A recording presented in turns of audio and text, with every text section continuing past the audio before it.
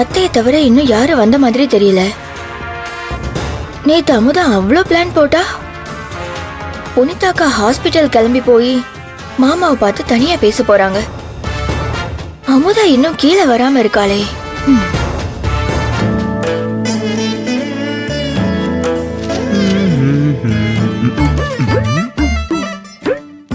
அடடா.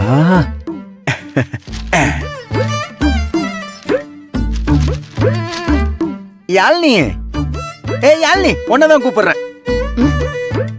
என்ன? அம்மாவும் அப்பாவும் இங்க இருந்து போனதுக்கு அப்புறம் நீ பண்ற உருப்படியான ஒரே ஒரு விஷயம் இது மட்டும்தான். படி படி படி படி படி, நல்லா படி. நாட்டுல என்னென்ன நடக்குது, அதனால எவ்வளவு குடும்பங்கள் கஷ்டப்படுதுன்னு நல்லா படி. காலையில ஆரம்பிக்காத என்ன? சரி, இப்படி வீட்ல சும்மா இருக்கிறதுக்கு பதிலா இந்த கவர்மெண்ட்டுக்கு வேலை பார்க்க போவாங்கல்ல, கவர்மெண்ட் எக்ஸாம், அதுக்கெல்லாம் படிக்கலாம்ல. இப்படியே பொழுத கழிச்சிடலான்னு பாக்குறியா? என்ன மட்டும் கேள்வி கேக்குறல்ல, சார் என்ன பண்றீங்க?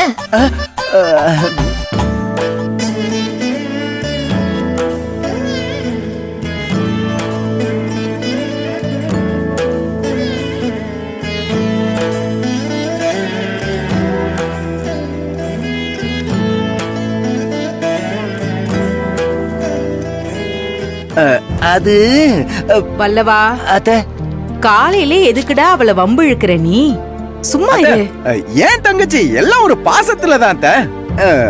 அது மட்டும் இல்ல, இப்பெல்லாம் எங்க இவ்வளவு தனியா பார்க்க முடியுது. எப்ப பார்த்தாலும் அமுதா கூட தானே இருக்கா. அதனால யானையும் கூட இருக்கிறது தப்பா என்ன? இல்லம்மா. அம்மாடி, புனிதா ரூம்ல ரெடி ஆயிட்டு இருக்கா. அவளுக்கு குடிக்க ஏதாவது வேணுமான்னு கேளுமா. சரிங்க அத்தை.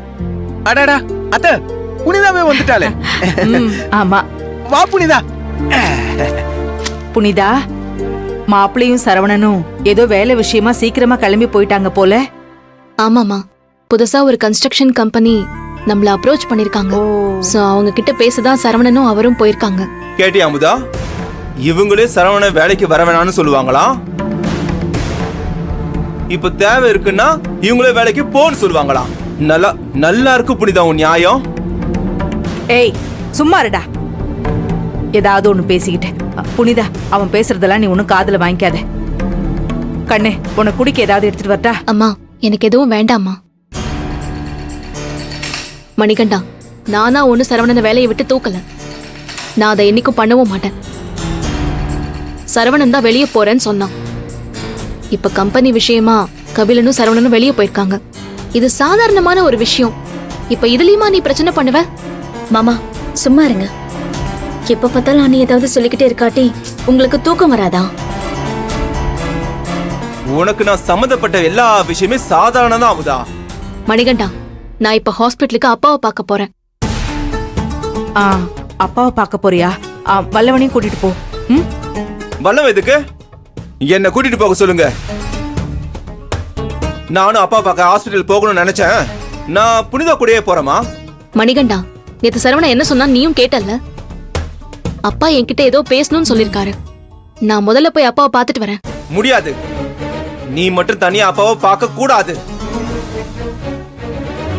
ஏன் மணிகண்டா, ஏன் இப்படி பண்ணிட்டு இருக்க?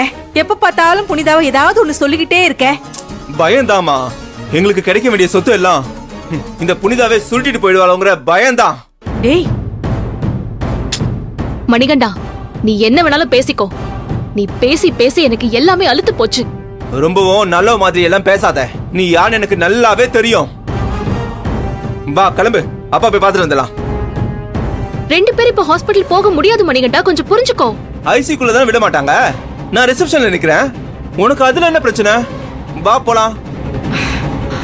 மா, என்னம்மா இவன் இவ்ளோ புரிஞ்சுக்காம பேசிட்டு இருக்கான்? இது போட்டிலாம் கிடையாதுமா.